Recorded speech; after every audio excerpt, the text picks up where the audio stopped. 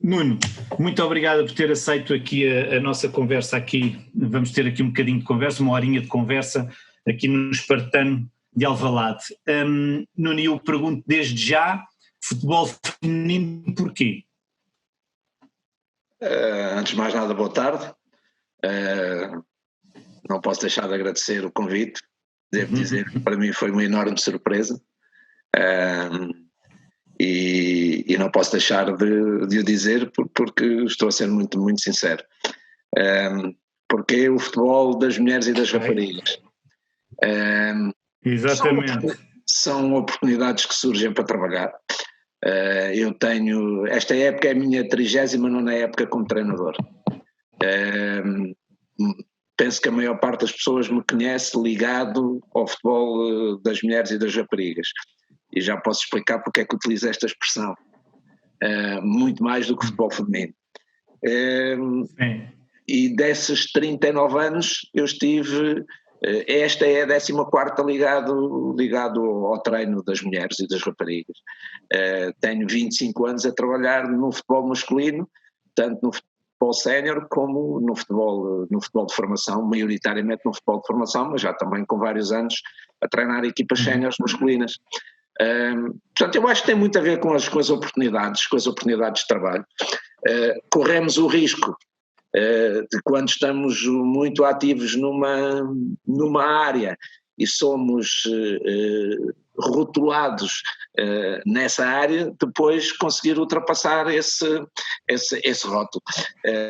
Eu quando fui convidado para ser selecionador nacional de futebol feminino, pensava eu que essa situação no final desse trajeto me poderia abrir outras portas. E foi exatamente o contrário. Muitos amigos meus, presidentes de clubes e outros colegas, ele tem jeito para treinar as mulheres, tem jeito para estar no futebol feminino. Portanto, uma vez estava num aniversário de um clube da zona de Lisboa, não tenho nenhum tipo de problema em dizer qual, o Real Sport Clube. E estavam várias pessoas nesse aniversário, um deles o atual presidente da Liga de Futebol Profissional, o Pedro Proença, que foi meu aluno no Liceu Camões, e ele ainda era árbitro na altura, e portanto foi já uns anos largos, e ele virou-se para mim e diz-me assim: professor, conheço há tantos anos, nunca ouvi treinar uma equipa masculina. Mas porquê? É a opção sua. E estavam vários presidentes e disse: olha, pode perguntar a estes amigos presidentes porque é que não me convidam. E houve logo um que disse assim: não, o professor tem jeito para as miúdas. Portanto, a partir daqui há muito poucas hipóteses de passar isso. Cada um tem para aquilo que nasce, por isso o seu dom. É como lhe digo, eu tenho dito muitas vezes o seguinte: eu sou treinador de futebol, tenho o grau máximo que a UEFA pode dar, que sou treinador de 4º nível em Portugal, o que é o equivalente à UEFA Pro. Eu estou disponível para treinar qualquer equipa. Há dias, numa entrevista do clube que eu atualmente treino, me perguntaram se me convidassem se eu estava disponível para treinar a sua equipa sénior masculina. Eu disse: claro que estou.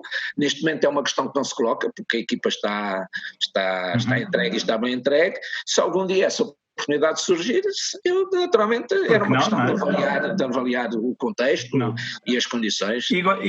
E diga uma coisa, gosta mais de ver como espetáculo o futebol feminino ou o futebol masculino?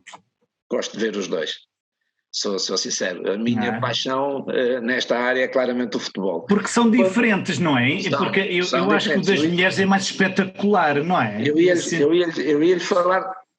Outra mais força. Eu ia-lhe falar na questão das diferenças. Quando ele é bem jogado, ele é espetacular nos dois lados. Mas o futebol das mulheres e das raparigas tem menos faltas, logo tem mais tempo útil de jogo. Corre mais a bola. Tem mais golos. As fases finais das grandes competições, campeonatos do mundo, campeonatos da Europa e Jogos Olímpicos mostram isso, e com uma diferença grande. E porque tem menos faltas. Ao ter mais tempo útil de jogo, o espectador está mais tempo atento não há tanta quebra. Pregado ao espetáculo. E, portanto, tem a ver com isso. Agora, é evidente que nós temos diferenças do futebol jogado pelos homens e do futebol jogado pelas mulheres, nomeadamente nas questões que referiu, a questão da força, a questão da velocidade, o que não significa que as mulheres e as raparigas não tenham também esses níveis necessários ao nível da condição física. Inclusivamente, a primeira vez que eu treinei uma equipa feminina, e já foi na longínqua época de 1985, 86, portanto já lá vão muitos anos. Poucos anos. Foi pouco depois de ter terminado a universidade. Eu lembro-me porque fui convidado, que é uma outra história interessante. Quando me convidaram para ir treinar a equipa feminina, quem me convidou foi o professor Arnaldo Cunha, que atualmente é um dos responsáveis pelo setor de formação da Federação Portuguesa de Futebol e que na altura treinava a equipa feminina do Grupo Esportivo de Carcavelos e que ia deixar essa equipa porque ia trabalhar para as camadas jovens do Sport Lisboa e Benfica. E ele convidou-me para o substituir. Ele tinha sido, ainda era professor na Universidade Técnica de Lisboa, no Instituto Superior de Educação Física, na opção de futebol, na disciplina de futebol. Eu tinha sido aluno dele 2 anos antes e ele convidou-me para eu tomar conta da equipe. E o meu primeiro comentário foi este: Arnaldo, elas não lhe acertam nem de bico. Estás-me a convidar para eu ir treinar uma equipa feminina? Eu não quero isso para a minha vida. E ele ficou a olhar para... Porquê é que eu disse isto? Porque as minhas colegas da faculdade não lhe acertavam nem de bico. Portanto, a imagem... E é preciso também não esquecer que eu ainda sou do tempo de antes do 25 de Abril. Ou seja, quando eu cheguei ao atual 10º ano de escolaridade, e na altura só havia 10º e 11º, ainda não havia 12º, já estava no 10º ano. E a educação física era separada. Eu nunca tive turmas mistas. Nem no meu décimo, nem no meu décimo, no equivalente ao 10º. Portanto, a imagem que eu tinha era das minhas colegas da faculdade, que eram fraquíssimas. E agora que me diz isso, por isso, desde 1985 já vamos em 2020, poucos anos, como é que acha que o futebol feminino evoluiu no mundo? Evoluiu de uma forma absolutamente... Não se falava do futebol feminino e agora de repente está quase... Não se falava em Portugal. Sim. É preciso também perceber que o futebol das mulheres e das raparigas, muitas pessoas não sabem isto. Por exemplo, naquele que é considerada a pátria do futebol, que é a Inglaterra, esteve proibido durante 50 anos. Os clubes que tivessem equipas femininas eram proibidos de participar nas competições masculinas. E, portanto, estamos a falar de um país que foi o país, estamos a falar da Inglaterra, onde nasceu o futebol, ou onde se diz que nasceu o futebol. E, portanto, tem sido uma avassaladora, eu diria mesmo, muito acima daquilo que seria esperado, incremento e desenvolvimento da modalidade. E de facto, é preciso também não esquecer que as primeiras competições em termos internacionais, em termos mundiais, o primeiro campeonato do mundo foi em 1991. Vamos comparar isso com o futebol masculino, o futebol praticado pelos homens, e leva seguramente mais de 50 anos de atraso. Eu não me recordo agora quando foi o primeiro campeonato do mundo, não tenho essas datas presentes, mas foi com toda a certeza mais de 40 anos antes e, portanto, em 1930 e qualquer coisa houve campeonatos do mundo, portanto há aqui uma enorme diferença. Mas penso não acha que está a haver... Não acha que está a haver um crescimento e cada vez mais a importância e o futuro das mulheres no desporto vai ser cada vez mais relevante? Eu pelo menos essa perspectiva e essa... É verdade. E isso tem muito a ver com aquilo que acontece no futebol praticado pelas mulheres e que não acontece nos homens. Eu estou à vontade porque, como lhe disse, tenho muito mais anos a trabalhar nomeadamente na formação masculina, do que a treinar equipas femininas, e a jogadora, a mulher praticante de futebol, e eu tenho quase certeza de outras modalidades, é uma mulher curiosa, procura saber por que razão é que se é feito. Já várias vezes eu fui questionado por jogadoras, mas porquê é que a gente fez assim? Porquê é que a gente não faz assado? Depois acontece que, do ponto de vista académico, muitas das praticantes desportivas femininas são pessoas que têm um nível académico também bastante alto, ou seja, muito conhecedoras de tudo aquilo que é a dinâmica desportiva, a dinâmica em termos físicos, em termos técnicos, em termos táticos, em termos mentais, nas questões da sociologia, enfim, tudo aquilo que envolve a atividade desportiva. E, portanto, quando o Pedro refere que há, ou que acha que tem um peso relevante e cada vez maior, eu também estou convencido disso. Para além do facto de haver mais mulheres que homens no mundo, e isso também tem a sua importância. Mas começa-se a ver até também, em termos de público a assistir nos estádios ou os jogos de futebol, isso cada vez mais as mulheres, por isso as mulheres estão a acompanhar e a crescer a sua importância Exatamente. No desporto, nisto. Como é que diga, ia falar? Sim, é que eu deixei de ouvir a certa altura. Peço desculpa. Digamos, como é que se dá a entrada num projeto como foi o do Sporting? Dizer-lhe uma coisa muito importante.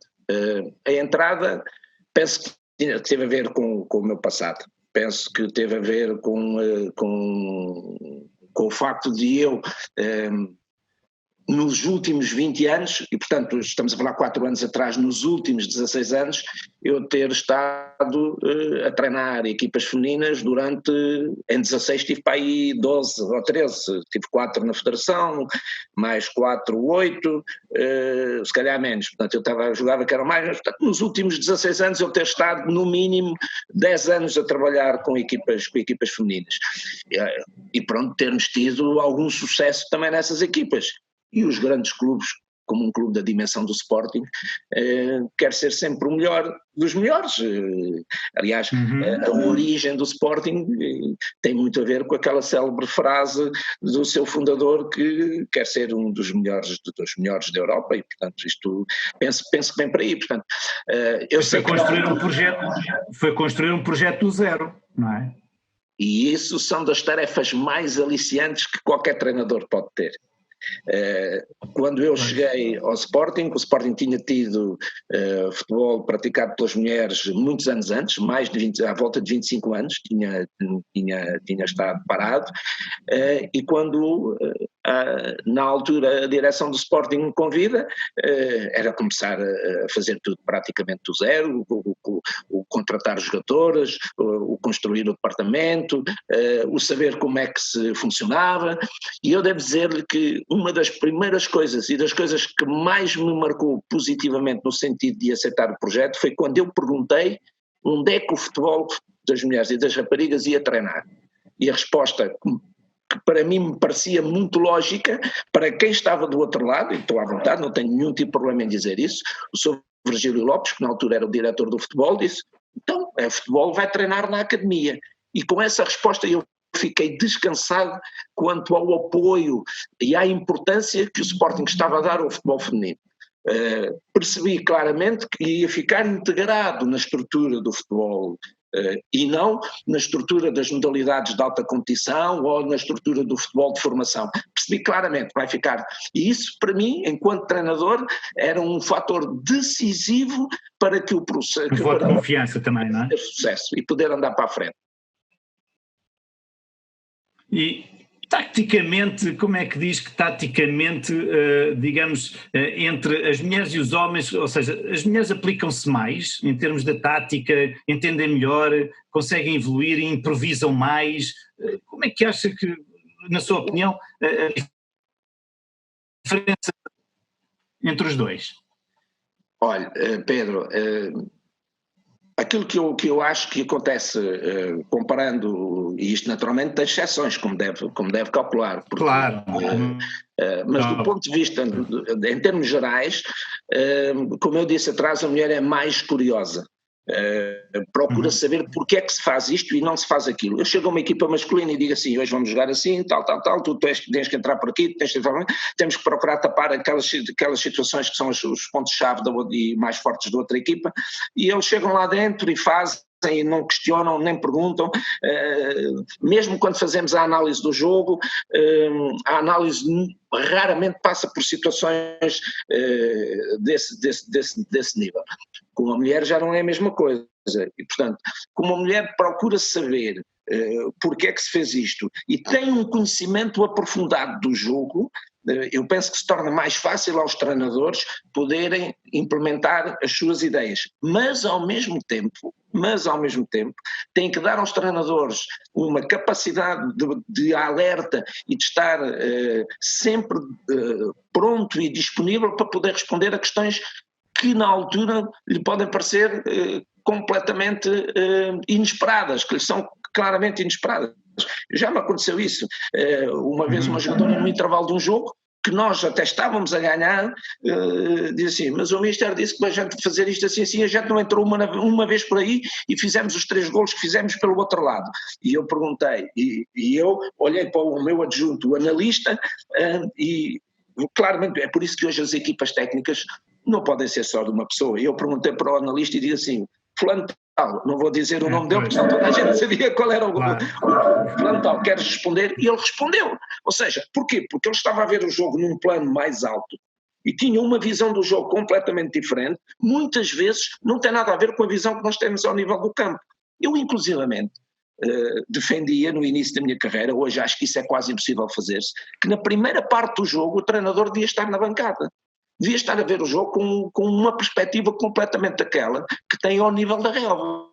Claro que o estar ao nível da relva lhe permite interagir com os jogadores estar mais próximo. Mais próximo. Mas isto acontece quando o ambiente o permite, porque muitas vezes num estádio cheio, 40, vamos falar por exemplo do Alvalade 21, no estádio cheio com 40 e tal mil pessoas, com toda a gente a fazer barulho, eu acredito que a maior parte das vezes as instruções dos treinadores não chegam aos jogadores. Não chegam aos jogadores. Antigamente o Mourinho passava papelinhos para os jogadores levarem para outros. Tem muito a ver com isto. Que não era ele que quisesse ser diferente dos outros, era a forma que ele sentia que era necessário para fazer chegar aos jogadores. Portanto, aquilo que eu acho, e voltando à pergunta que o Pedro fez, penso que tem sobretudo a ver pela curiosidade, pelo conhecimento que as jogadoras têm. Se eu pedir tarefas difíceis, como peço quando estou a treinar equipas masculinas, elas fazem, não ficam atrás. Professor, agora queria saber uma coisa, como é que é a emoção de estar a treinar uma equipa e estar a jogar num estádio repleto de público, digamos, porque lá está, o futebol feminino veio a crescer, não é? Eu creio que evoluiu bastante cá em Portugal com a entrada do Sporting e com o seu projeto, não é? E como é que é estar ali repleto de género, ok, iniciei isto há 2 anos atrás, 3 anos, pronto, há algum tempo atrás, hoje estou aqui, o professor acreditava ou era de género, tinha de se beliscar sempre todos os dias que ia para um jogo para ver se acreditava nisso? Olha, vou-lhe contar uma história curiosa e para lhe dizer que não foi preciso esperar 2 anos, foi preciso esperar alguns meses, quando pela primeira vez o Sporting Clube Portugal disponibilizou o estádio Alvalade 21 para aquele célebre jogo com o Sporting Clube de Braga, que nós ganhámos. Eu até estou a ficar com a pele arrepiada por falar disto, cada vez que me lembro disto. Não é só professor, somos muitos. Pronto, porque cada vez que me lembro disto, lembro-me de tudo aquilo que envolveu aquele jogo. E, portanto, eu sou sincero, eu acreditava que é possível. Em 2000, eu disse, num documento que está escrito, e portanto estou à vontade para falar, num documento que eu entreguei à Federação Portuguesa de Futebol, na altura eu já era selecionador nacional, que era um plano de desenvolvimento para o futebol feminino, eu dizia que o futebol das mulheres e das raparigas era a área do futebol em Portugal que mais podia crescer. E onde, com toda a certeza, se iriam alcançar resultados que nunca ninguém imaginaria. Para isso era preciso investir em algumas áreas. E eu recordo-me que 15 dias antes desse jogo Sporting Braga...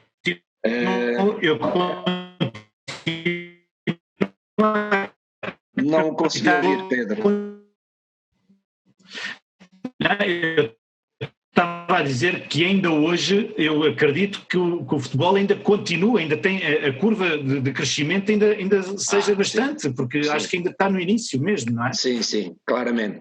E eu ia dizer que quando foi esse Sporting Braga, 15 dias antes me disseram que iam abrir só o anel de baixo, em frente, portanto, do lado oposto à entrada dos balneários. Sim. E eu disse, só, ficaram a olhar para mim. Eu disse, mas porquê? Porque não vai chegar. Não acreditamos que vocês vão ver que não vai chegar. Vocês não se esqueçam que o estádio Alvalade 21 está dentro de Lisboa. Tem muitos meios de transporte que o tornam muito acessível. É a primeira vez que o Sporting, a equipa feminina, joga em casa com o Sporting de Braga, ganhando o jogo, passa para o primeiro lugar no campeonato. Pode chegar à frente. O futebol das mulheres e das raparigas, quando há pouco falou da importância da mulher, eu já na Federação dizia também nesse documento que referi há pouco, que era muito importante trazer a mulher para o futebol, não só como praticante, mas também como adepta, como dirigente. Os jogos naquela altura, estamos a falar de 2000, os jogos da Seleção Nacional Masculina A, ou seja, a nossa seleção principal, tinha quase tantas mulheres quanto os homens a ver os jogos. O ambiente nos jogos de seleção era completamente diferente, como o ambiente nos jogos femininos é completamente diferente. Eu dou o exemplo daquele jogo que aconteceu na época passada, é evidente que era um jogo diferente, que era um jogo com um cariz diferente. Aquele Sporting Benfica que houve no estádio do Restelo por Moçambique. Você tinha adeptos do Sporting e do Benfica ao lado uns dos outros. Tinha inclusivamente famílias que uns eram do Sporting e outros eram do Benfica. Hoje isso é impensável no futebol profissional. Até ficam dentro de gaiolas, que é uma coisa absolutamente esquisita. Mas pronto, esses são outros futebols. Aquilo que eu lhe ia contar em relação... Quando eu disse assim, eu acho que isso é pouco. Não, o pessoal está a ser muito otimista. Sabe o que é que aconteceu?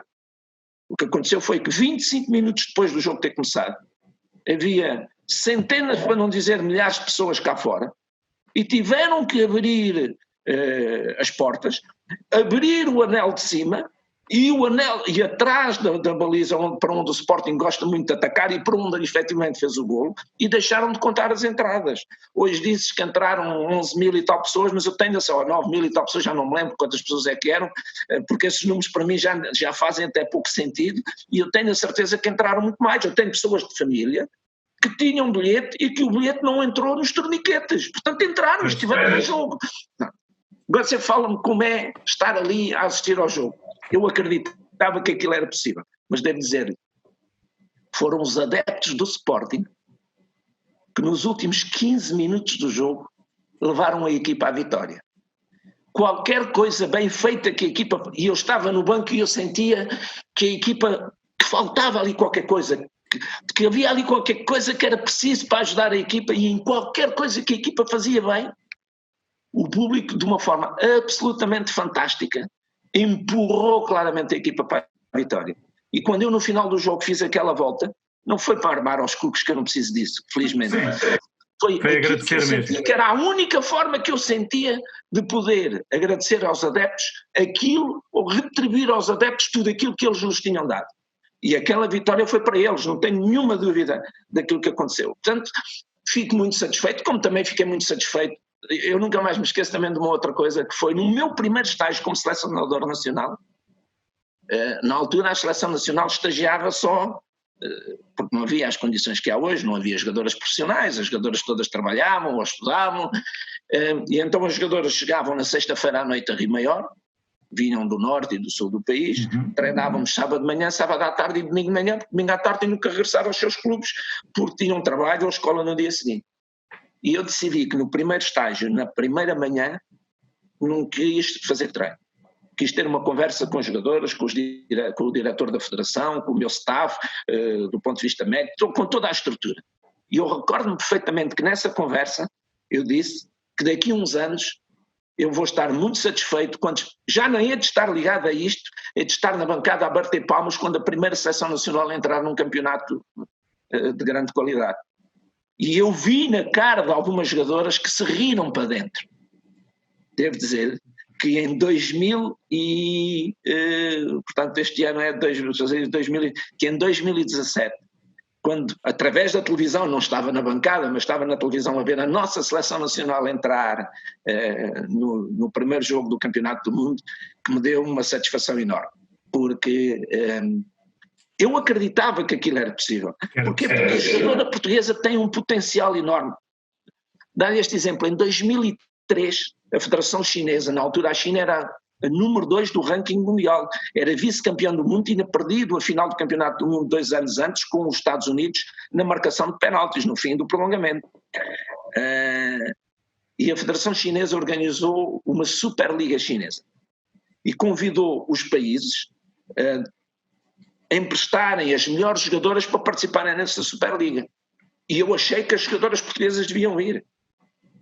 Fui considerado um lírico. O que é verdade é que 3 jogadoras portuguesas estiveram e uma delas foi eleita só a melhor jogadora da final da Superliga. Isto mostra a qualidade que as nossas jogadoras têm. E não foram só jogadoras portuguesas para não, foram jogadoras dos melhores países, jogadoras de algumas das melhores do mundo que estiveram lá. Portanto, a jogadora portuguesa tem muita qualidade. Tem muita qualidade. E porque o jogo é mais atrativo, consegue trazer para a sua assistência famílias inteiras que vão ver o jogo pelo prazer de ver o jogo. Ver um jogo de futebol simples, não é? E consegue-se ver bem nas bancadas. E, professor, deixa-me só dar este exemplo que é uma coisa incrível, que mostra bem a diferença de mentalidade do homem para a mulher a jogar futebol. Os momentos mais difíceis que eu tive como treinador na seleção foi quando jogávamos com a Alemanha. A Alemanha tinha acabado de se sagrar pela primeira vez campeão do mundo. Já era campeão da Europa há 5 ou 6 campeonatos seguidos. Jogar contra a Alemanha era um sufoco. Você não imagina, era um sufoco. E os treinadores têm que arranjar estratégias para tentar ultrapassar isso. Uma das estratégias é quebrar o ritmo de jogo à equipa adversária. Pois nós sofríamos um golo e em vez de irmos tranquila e descansadamente colocar a bola no centro, não, a jogadora pegava na bola e ia a correr para o centro do campo porque queria fazer mais, quer dizer, fazer diferente. É a diferença. E diga-me uma coisa, professor. Depois de tanto sucesso, ganhar a final da Taça no Jamor, que isso também deve ter sido aí para o coração, não deve ter sido fácil, não é? Porquê é que acabou? Olha, contar-lhe uma história, já vamos aos finalmente, contar-lhe uma história que tem que ver com a Taça de Portugal e com o Jamor. Eu era miúdo, muito miúdo, 1960 e qualquer coisa, não me lembro agora, não sei se 66, 67, era por ali, eu nasci em 59, e uma das coisas que me ficou marcada para o resto da vida foi uma final da Taça de Portugal, vitória de Setúbal Académica. Teve 2 prolongamentos. Na altura ainda havia 2 prolongamentos, não havia finalíssimo. Ainda não havia penaltis, portanto aquilo tinha que se decidir de qualquer maneira. E eu vi os jogadores no segundo prolongamento a correrem à procura de ganhar o jogo. E aquilo ficou-me para o resto da vida. E eu disse cá de mim para mim, eu um dia quero estar ali. Eu um dia quero subir aquelas escadas. E devo dizer que fiquei...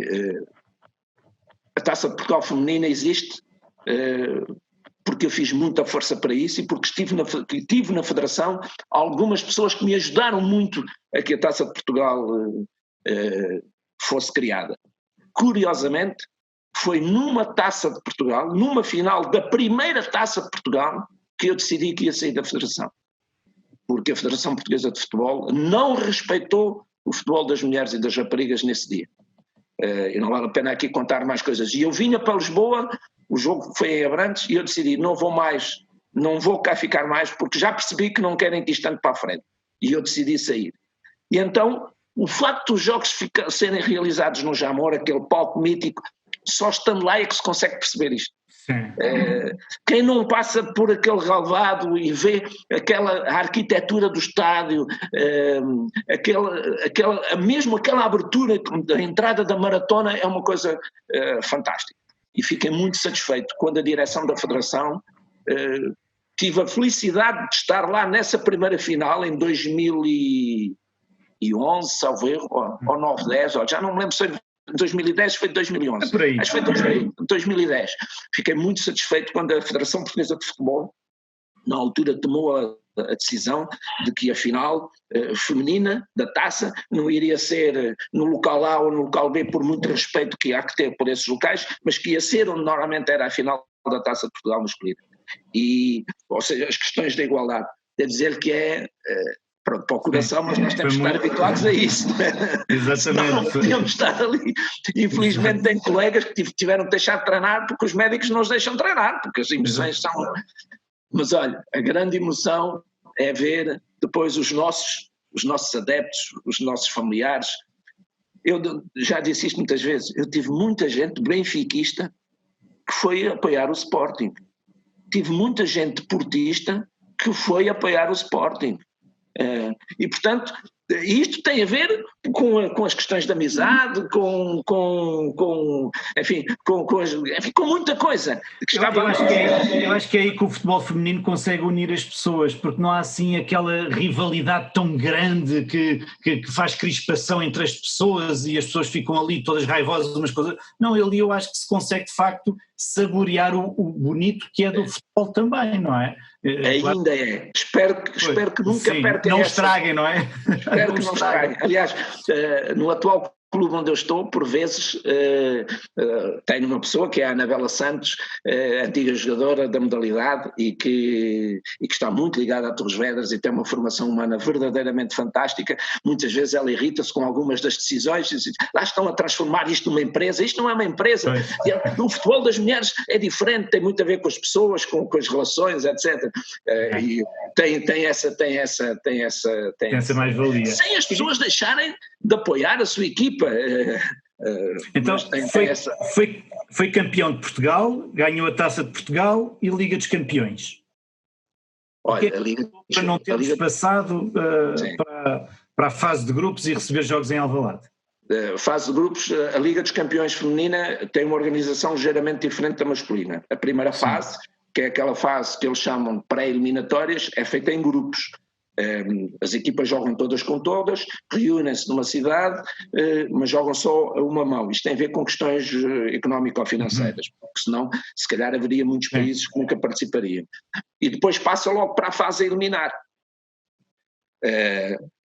A forma da competição, na minha opinião, está a proteger, na minha opinião, demasiadamente os países mais fortes, que podem meter logo à cabeça duas equipas.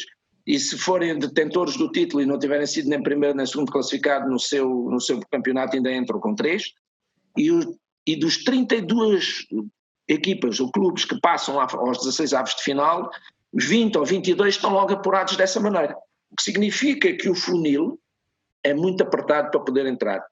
Portugal só em 2 vezes conseguiu passar, e eu devo dizer que essa é uma das minhas grandes mágoas. Uma das razões que me levou a voltar ao futebol das mulheres e das raparigas que eu tinha deixado uns anos antes e, portanto, aceitar o repto do Sporting, teve a ver com a Liga dos Campeões. Porque eu, quando saí do 1º de dezembro, que era campeão há 11 anos seguidos, nós já levávamos mais de 6 jogos seguidos em todas as competições em Portugal sem perder. Todas as competições não, no Campeonato Nacional sem perder. Eu tinha dito que só voltava ao futebol praticado pelas mulheres e pelas raparigas se fosse num projeto que quisesse ser uma das 8 melhores da Europa. E não conseguimos porque os outros foram melhores. E eu assumi a responsabilidade do inêxito, independentemente de termos feito, na minha perspectiva, tanto num ano como no outro, 2 participações muito positivas, mas que não chegaram, porque daquelas 4, só uma é que passava. Inclusivamente no segundo ano, a 1 minuto do fim do jogo com a equipa norueguesa, que acabou por passar, estávamos empatados, e se tivéssemos empatado tínhamos passado as 2 equipas à fase seguinte. É o futebol. Claro, a bola é redonda.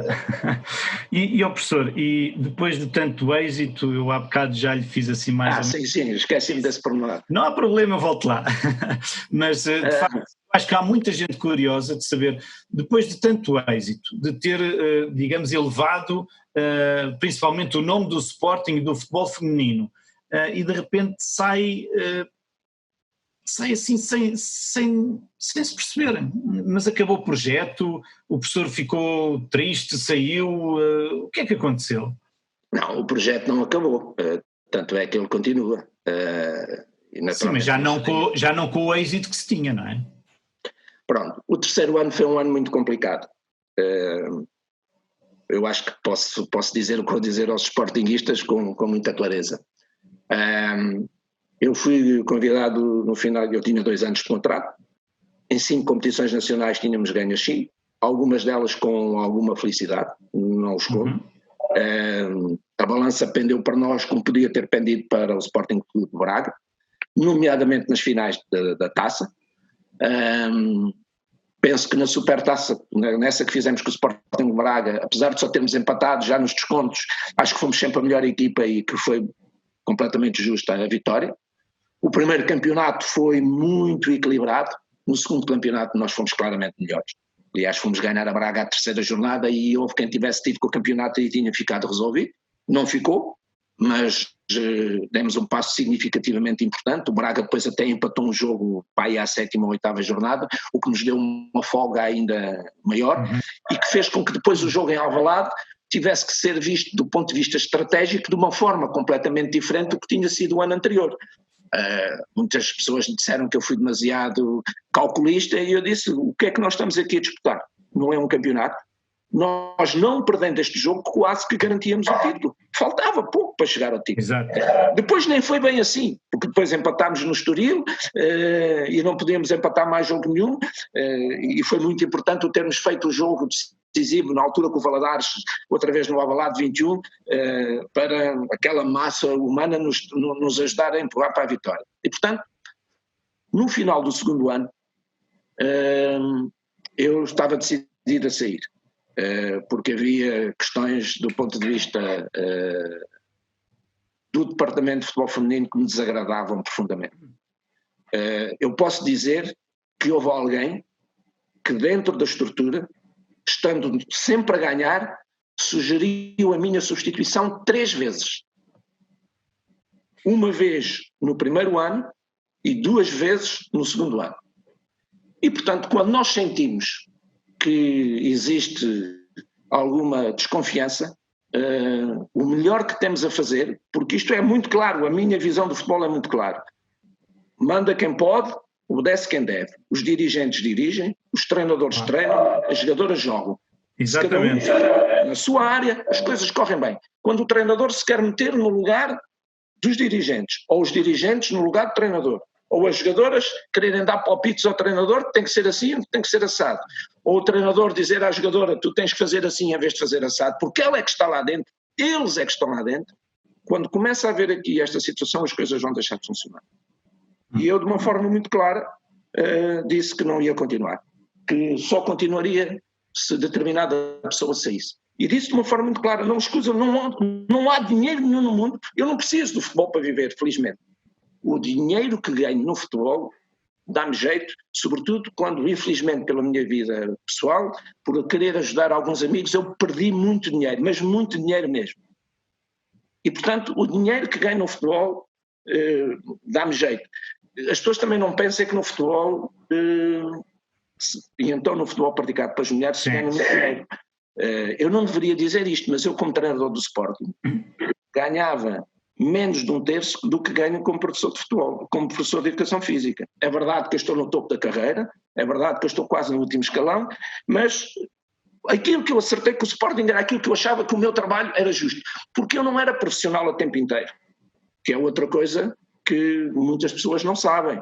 Eu, toda a minha vida de treinador, com exceção de 3 dos 4 anos que estive na Federação, eu estive 4 anos na Federação e no primeiro ainda trabalhei em acumulação com o ensino, só nos outros 3 é que eu estive a tempo inteiro. E, portanto, aquilo que eu achava que o meu trabalho valia era aquilo.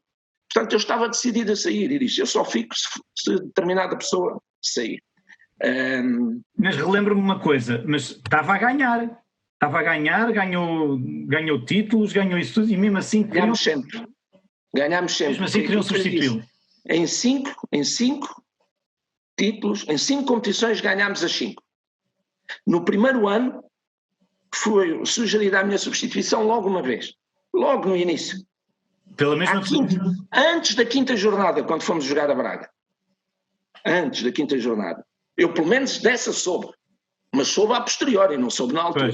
Pois. Na segunda época sugeriram a minha substituição mais 2 vezes. Quer dizer, essa pessoa. E portanto, eu não me sentia... estranho. Deixa-me só dizer isto. Desculpe. Eu não me sentia em condições de continuar. Sentia que aquilo ia funcionar mal. E portanto disse, eu vou-me embora. Já conto o resto da história e ia fazer uma pergunta, Pedro. Sim, eu ia dizer mas é normal alguém que esteja sempre a ganhar e agora vamos começar a mexer, ou seja, será que essa pessoa, pronto, não sei, só o professor é que sabe, quer estar sempre a mexer? Isso é o que acontece no plantel masculino e vê-se os resultados que tem. Por isso, o Sporting no futebol sénior masculino não tem resultados, porquê? Porque tem-se N treinadores, N diretores desportivos, etc, etc, etc, ou seja, aquilo chega um, vem outro. No futebol feminino estávamos a ter alguma estabilidade e mesmo assim queriam estragar, é isso? Eu costumo dizer que quando as pessoas estão mais preocupadas com o seu umbigo do que com as instituições que servem, as coisas correm mal. E lá está, como eu digo, os dirigentes dirigem, os treinadores treinam, os jogadores jogam. Essa é a minha máxima também. Se a pessoa que dirige entende que é a altura de substituir, substitui, mas não anda por trás a dificultar a tarefa. Um dia há de se escrever a história. Claro. Já várias pessoas quiseram que eu escrevesse a minha história como treinador. Eu acho que não é o tempo de o fazer. Por uma razão muito simples. Porque eu estou muito grato ao clube. Inclusivamente no momento da despedida, o clube fez uma coisa que me pôs a chorar. Fez-me uma homenagem que não se faz a muita gente. E a gratidão é a última coisa que nós devemos perder. Quando nós perdemos a gratidão com quem nos ajuda, estamos a perder tudo. E, portanto, eu na altura disse, eu não fico mais, está tudo muito bem, ganhámos as 5 vezes, com sorte ou sem sorte, com felicidade ou sem felicidade, está na altura de sair. E estava decidido a sair. Na altura a direção ainda era quem era. Eu nunca mais me esqueço de uma reunião, o então presidente Bruno de Carvalho, e onde estavam mais pessoas, e quando eu entrei na reunião, a primeira pergunta que o presidente na altura me fez, então, professor, quer ficar connosco ou não quer ficar connosco? E eu aí também entrei a matar e disse, quero, mas só fico nesta e nesta condição. E ele diz-me assim, bom, estou aqui eu, fulano, ciclano e beltrano, estavam 4 pessoas, ele e mais 3. Tudo elementos de muita importância na estrutura do Sporting. Sporting na sua globalidade. Sim. Já estivemos a conversar com isso. Eu e fulano tal temos que sair porque tenho uma reunião agora daqui a 10 minutos muito importante para o futuro do Sporting e tinha que depois à noite eu na televisão vi as televisões a filmar, a entrada para essa reunião e tal, você fica aqui com fulano e com ciclano e esse assunto vai-se resolver. E uma das pessoas que estava na reunião, então Nuno, como é? Você sabe o que é que eu penso sobre isso? E ele virou-se para mim e diz-me assim, já houve alguma coisa razoável que tu tivesses pedido e que eu não te tivesse dado? E eu disse, não houve nenhuma. Aliás, você esteve sempre do meu lado. Então, ou acreditas em mim, ou não acreditas. O que é que eu vou dizer à pessoa que está do outro lado? Não, você tem que resolver o problema. Porque eu só assim depois de resolver o problema. Isto foi numa quinta-feira. No sábado, chamaram-me ao estádio, à SAD, para assinar o contrato para a época seguinte. E na terça-feira foi a invasão da academia. E no dia da invasão da academia, eu tinha dado folga às jogadoras, porque tinha combinado com as jogadoras que em abril e em maio, cada vez que ganhássemos os jogos, porque eu sentia alguma saturação das jogadoras, cada vez que ganhássemos o jogo ao domingo, folgávamos segunda e terça, só voltávamos a treinar quarta. Por isso é que nós não estávamos na academia, não estivemos naquela terça-feira, à hora que aquilo se verificou, como não tínhamos estado umas quantas antes e não estivemos umas quantas depois.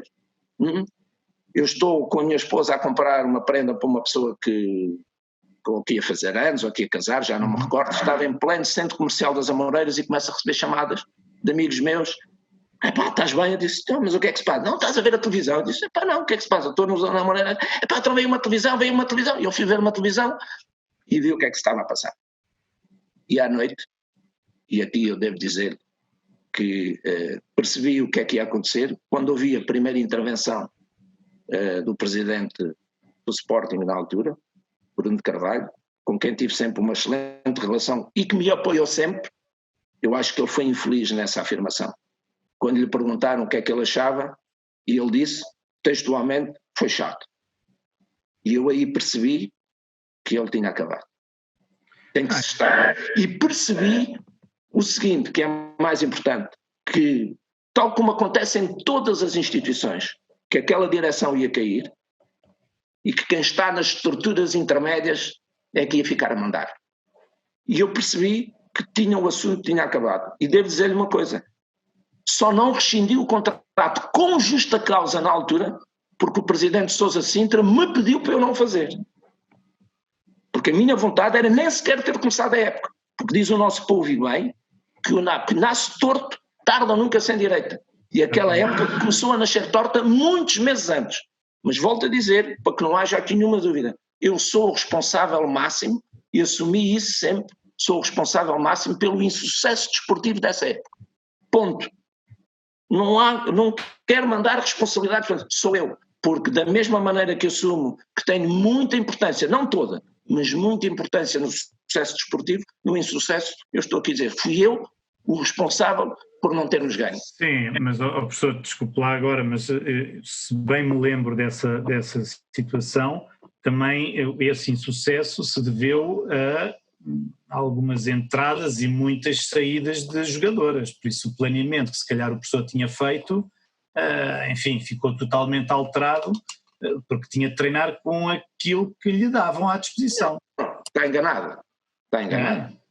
A equipa no último ano, na minha perspectiva, até era, do ponto de vista das jogadoras, mais forte que no ano anterior. Eu pergunto, quem foram as jogadoras que saíram? Não saiu nenhuma das titulares, não saiu nenhuma das internacionais. E entrou a Nevena e entrou a Carolina Mendes. A Nevena é só uma das melhores jogadoras que está a jogar em Portugal. Não é por acaso que ela faz parte da lista das melhores 400 do mundo. É a única jogadora que joga em Portugal que está nessa lista. A Carolina Mendes era uma das melhores pontas de lança portuguesas. Agora, o que muita gente não sabe é que a preparação para essa época, que teve a ver com muitas questões, e aí a responsabilidade não é do treinador, sabe quantos jogos de preparação nós fizemos para a Liga dos Campeões? Eu arriscava um número, mas eu prefiro que seja o professor a dizer. Diga. 0? Fizemos 1. Porque o Sevilha... Era a minha segunda tentativa. Fizemos 1, porque o Sevilha veio fazer um estágio ao Algarve e no terceiro dia do estágio foi jogar com o Sporting. E eu deixei a melhor equipa do Sporting para treinar com o Sevilha. Aos 20 minutos de jogo estávamos a ganhar 4-0. O treino estava a ser menos exigente do que os treinos que nós tínhamos feito contra equipas de rapazes. Todas elas de grupos informais. E depois vêm-me dizer que eu não aceitei um estágio para fazer 3 jogos. É verdade. Eu não aceitei esse estágio porque esse estágio foi-me proposto já com a época a decorrer e para se realizar 15 dias antes da Liga dos Campeões, na Áustria, onde eu em 5 dias ia fazer 3 jogos e só podia levar 18 jogadoras. Ia matar a equipa. E a pessoa que me disse isso, eu disse assim, você que está de uma forma positiva a tentar ajudar a equipa feminina, ao dar-lhe competição, e que ainda há poucos dias fez um elogio grande ao seu treinador da equipa sénior, vai-lhe perguntar, faça este exercício, pergunte-lhe se é ajustado, se é aceitável, se é positivo ir fazer 3 jogos em 5 dias a menos de 15 dias da Liga dos Campeões. Ou seja, houve uma preparação da má época. Houve uma péssima preparação. Não é uma péssima preparação, um péssimo planeamento de quem tinha a obrigação de o fazer. E que não fez. Fora da sua esfera. Claro, repare, não sou eu que tenho que organizar estágios nem jogos. Eu até o podia, aliás, eu é que acabei por fazê-lo, mediante os meus conhecimentos, falando com A, com B, não consegues arranjar uma equipa competitiva, olha, e aproveitando a disponibilidade que os treinadores da formação das equipas do Sporting nos deram, nomeadamente o treinador de iniciados na altura, o Pedro Coelho, e o treinador dos sub-17, dos juvenis, o professor João Couto, que disponibilizaram os seus jogadores para poderem fazer ali alguns ensaios de forma a que nós pudéssemos ter alguma competição um pouco mais exigente e mais difícil. Não tem sentido o Sporting Clube Portugal andar a fazer jogos de preparação com, desculpa o termo, que não é menosprezo para com as pessoas, porque foram muito disponíveis com algumas equipas que mais parecia um jogo de solteiros e casados. Atenção, o Sporting não se pode sujeitar a isto. Ou é profissionalismo ou não é? Exatamente. E eu, da mesma maneira que assumo a responsabilidade, assumo que aí alguém não esteve bem, alguém falhou. E digo isto e as pessoas do Sporting sabiam. E as pessoas do Sporting sabiam, que eu acho mais grave. O problema é que na altura, eu tenho que dizer isto, não havia quem mandasse. Ou melhor, quem mandava não tinha competência para o fazer. Eu digo isto com toda a sinceridade. Mas era só na altura ou ainda acha que isso ainda se mantém? Não, essa pessoa saiu. Saiu. Agora, eu não... Pedro, menos mal então. Pedro, eu não posso falar daquilo que aconteceu de maio para cá, porque não estou dentro da estrutura. Claro. Não posso falar. Eu, o que posso é ver a equipa como joga, ver as contratações que se fazem, não estou por dentro do processo, como estive durante 3 anos. E qual é a sua opinião em relação a isso, ou à atualidade? Digamos, do seu projeto que deixou e agora de hoje, noto aí, de facto, se pudesse alterar alguma coisa, o que é que alterava? Hoje tinha o dom de poder alterar alguma coisa, o que é que alterava? Pedro, vamos falar com franqueza. Eu só treinava a equipa sénior. Eu não tinha nenhuma responsabilidade no restante do futebol praticado pelas mulheres e pelas raparigas. Não tinha rigorosamente nada a ver com a formação. Nada, zero. A minha relação com a formação era uma relação institucional. Há muitos episódios que eu podia contar, mas que eu entendo que o Sporting não merece que sejam contados. Vamos ser muito claros em relação a isso. Portanto, eu acho que consigo perceber qual é o meu papel e, sobretudo, aqui a importância da instituição. O Sporting teve um papel, como referiu, absolutamente decisivo naquilo que é o desenvolvimento do futebol praticado pelas mulheres em Portugal. É verdade que a Federação Portuguesa de Futebol abriu essa porta, mas o Sporting respondeu. O Sporting levou não sei quantos milhares ao Estádio Nacional na final da Taça. No primeiro jogo que fez no estádio, pôs lá mais de 10 mil pessoas a assistir ao jogo. A direção do Sporting deu todas as condições, todas, para que o processo pudesse andar. Todas. E, portanto, não me parece que seja muito positivo ou que seja muito benéfico eu vir aqui falar de coisas que eu acho que não têm muito sentido. Você pergunta-me o que é que eu fazia? Olha, é difícil porque posso ir dizer alguma coisa que efetivamente nem corresponde à realidade. Eu sou uma pessoa, quem me conhece sabe que eu sou uma pessoa que não tenho medo de chamar as coisas pelos nomes, não tenho nenhum tipo de receio. Eu posso dizer coisas que não aconteceram bem e que eu acho que deviam ter acontecido melhor. Claramente a ligação entre a formação e o futebol sénior, claramente. A relação, como lhe disse, era uma relação muito institucional. Eu acho que há determinado tipo de coisas que têm que funcionar de uma forma diferente. Isso eu senti. Acho que o Sporting tem jogadoras na formação de grande qualidade, e que deveriam ter a oportunidade de treinar mais vezes com as melhores jogadoras do Sporting. Isso é uma das situações que eu sinto que não correu bem no meu tempo. Não sei se está a correr bem ou não agora, não lhe posso dizer isso. Porque o futuro das equipas em Portugal e nos próximos anos vai passar muito por aí. Vai passar muito por aquilo que nós temos em casa. Quando eu digo em casa, digamos na nossa casa e nas casas no nosso país. Vai passar muito por aí. Acha que já há alguma estratégia de desinvestimento dentro do Sporting no futebol feminino? É porque agora sequer jogos em Alvalade conseguimos ver, não é? E vemos cada vez, olhamos para a segunda circular e vemos o rival a crescer. Rival esse que há 2, 3 anos não tinha equipa. Exato. Mas sabe que eu também sinto que do outro lado há uma capacidade económica que não existe do lado do Sporting, por razões que vocês conhecem muito melhor do que eu. Porque um investe e o outro desinveste. Também mas para se investir é preciso tê-lo para se investir. E eu estou absolutamente à vontade para dizer isto, porque tive uma excelente relação com os 2 presidentes que passaram por mim no Sporting, com o presidente Bruno Carvalho e com o presidente Frederico Varandas. Vamos ser claros, são completamente diferentes, têm formas de ser e de estar completamente diferentes. Aliás, toda a gente sabe isso, toda a gente reconhece isso.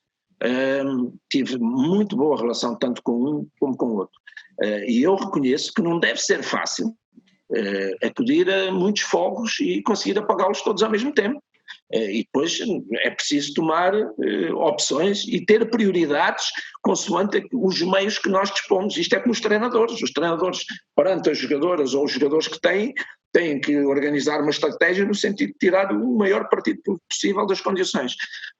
Se o Sporting está a desinvestir, eu não lhe sei responder a isso. Eu sei que nos 3 anos em que estive no Sporting, o Sporting manteve um nível de investimento muito próximo, até penso que foi aumentando ligeiramente do primeiro para o segundo ano, e se não aumentou, pelo menos manteve do segundo para o terceiro ano.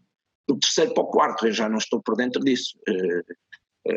Não lhe consigo responder. O Sporting contratou a Raquel Fernandes, contratou a Wilkinson, contratou agora uma mexicana, e tudo o que seja jogadoras, posso-me estar aqui a enganar a esquecer de alguma, tudo o que seja investimentos com jogadoras de fora são investimentos maiores, que custam dinheiro, e portanto, que investiu menos, não sinto isso. Sinceramente, não sinto isso. Agora, não estou por dentro para lhe falar em valores. Claro. Mas posso lhe dizer uma coisa que é importante. O Sporting foi campeão nacional pela primeira vez, com menos dinheiro do que algumas equipas da atual segunda divisão feminina investiram esta época. Mas, ok. Mas quando vê, por exemplo, uma Ana Borges a sair do Sporting e um Gegé, ou Gezé, lá como é que o senhor se chama, a entrar... Mas a Ana Borges não saiu, está no Sporting. Sim, não é isso que eu queria dizer. O que eu quero dizer é, não investindo tanto em, se calhar, em mais Ana Borges, sim, do que propriamente em Gezés, não é? Por isso há dinheiro para Gezés, mas para jogadoras como Ana Borges e outras, não é? Para aumentar um bocadinho a qualidade, acaba por, enfim, está a perceber? Sim, eu percebo. Entendo o investimento que pode ser, se calhar, um bocadinho mais equilibrado nesse sentido. Pedro, eu percebo perfeitamente o que quer dizer, e como também deve calcular, não me compete a mim discutir a política que o clube tem no que diz respeito à questão das contratações. Eu estava só a pedir a sua opinião. Sim, mas eu já lhe dei, e vou voltar a reforçá-lo atrás. Neste momento, quando nós não temos meios para poder ir jogar aquilo que faz a diferença, e aquilo que faz a diferença no futebol são os jogadores e as jogadoras. Os treinadores e os dirigentes ajudam, mas quem joga são os jogadores e as jogadoras. E se nós não temos meios para ir buscar quem faz a diferença, se calhar temos que apostar naquilo que está dentro de casa.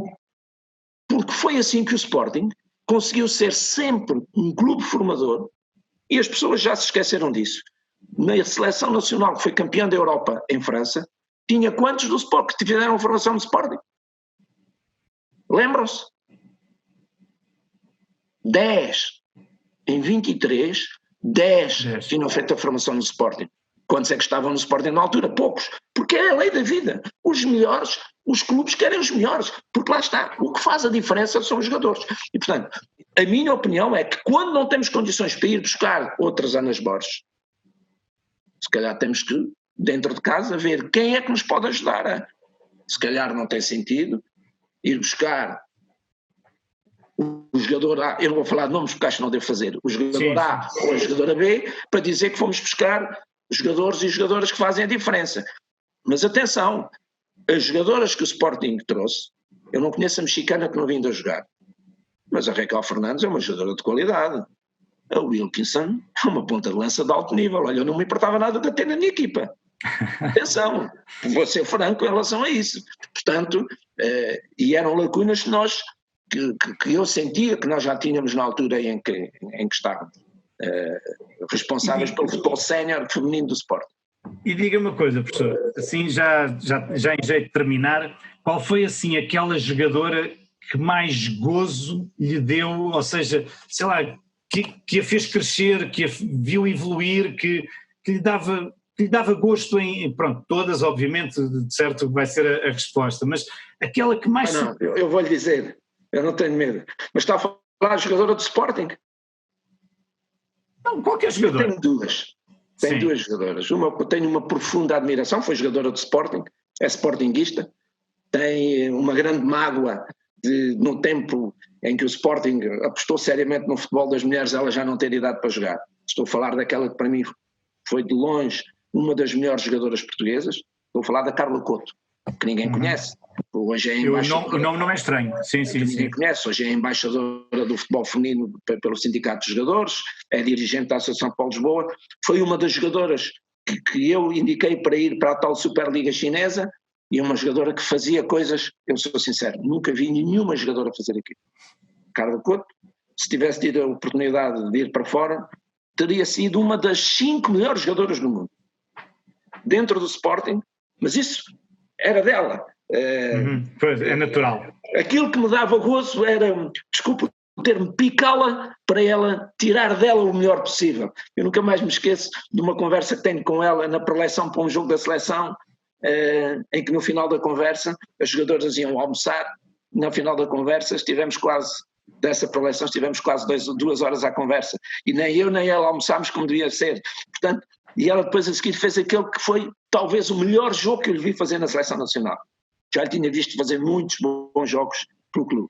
No Sporting, vou-lhe dizer, a jogadora mais que eu vi crescer, muitas cresceram muito, mas a jogadora que eu vi crescer mais, e que do ponto de vista da sua, eu não digo entrega, porque ela entregava-se ao jogo de alma e coração, mas que era uma jogadora que também precisava de ser espremida, mas que eu acho que cresceu muito, porque ela já tinha potencialidades enormes, mas que eu acho que ela também cresceu muito, foi a jogadora. Qual é a jogadora que os adeptos do Sporting mais admiram? Diga-me a mim e eu depois confiro. É Capeta. Claramente. A Capeta tinha coisas absolutamente fantásticas. De vez em quando eu costumava dizer que aquela cabeça disparava para o outro lado e não estava no sítio certo. Eu já contei esta história muitas vezes. A Capeta, na minha segunda época no Sporting, num dos primeiros treinos, antes do treino começar, pegou na bola e começou a dar pontapés para o ar. Eu disse, tu vais-te aleijar, vais-te lesionar. Então ainda não aqueceste, já estás a fazer pontapés. Isto não tem problema nenhum. 3 ou 4 dias depois, no decorrer de um exercício, pimba, lesionou-se. Perdeu a Liga dos Campeões. Durante os primeiros 2 meses, treinou aqueles 3 dias e treinou os últimos 3 dias antes da Supertaça em Coimbra. E ela tinha coisas que muito poucas jogadoras têm. É uma ponta de lança nata. Dizem-me assim, até porque é que ela não jogava sempre? Porque tinha a ver com outras questões também, porque se calhar havia outras jogadoras também que se entregavam muito. E eu devo dizer, foi a maior dúvida que eu tive, convoco, não convoco, convoco, não convoco, convoco, não convoco, e eu decidi convocar e convoquei 19, coisa que eu nunca fiz, convoquei 19. Quando fui para estágio ainda estava na dúvida se ela deveria ou não deveria entrar. Porquê? Não tinha ritmo de competição, estava parada praticamente há 2 meses, tinha feito 2, 3 treinos, alguns deles já num nível de crescente de intensidade, pronto, mas eu levei. E decidi que ia para as 18, esteve no banco. Entrou a 10 minutos do fim. Fez um golo que só ela conseguiria fazer pela entrega, pela disponibilidade, pela raça, pela garra que ela emprega no jogo, dá o corpo numa bola que vai ser aliviada, levanta-se rapidamente e mete a bola dentro da baliza, 1-1. Vamos para o prolongamento. E no prolongamento faz os 2 golos que nos deram a vitória. E depois teve a sinceridade e penso que a humildade para na conferência de imprensa toda a gente a bombardeá-la, para ela dizer que foi mais um elemento da equipe e o que interessa foi o clube e a vitória. Exatamente. E eu acho que se a Ana Capeta conseguir-se ser mais, do ponto de vista emocional, mais estável, com mais tempo, ela seria uma jogadora fantástica. Ok. Professor, só lhe quero agradecer em nome de todos os sportinguistas 2 campeonatos, 2 taças, uma supertaça, tudo em 3 épocas, e agradecer profundamente esta possível conversa à distância. Só não lhe dou um abraço e um aperto de mão, mas fica aqui virtualmente e, se Deus quiser, brevemente, quando isto tudo acabar, espero que o professor se mantenha bem, que os seus familiares também estejam bem, e agradecer do fundo do coração estas suas palavras e este seu tempo. Retribuo essas suas palavras, espero que o Pedro, os seus familiares e todos os sportinguistas estejam bem. É verdade. Que continuem a acreditar no seu clube, nas suas equipas e fazerem o que fizeram comigo, que é apoiar-me do princípio ao fim. Fico-lhe muito grato por esta hora de conversa, que foi extraordinária, devo dizer. Muito obrigado, do fundo do coração. Obrigadíssimo. Obrigado. Nada, obrigado eu.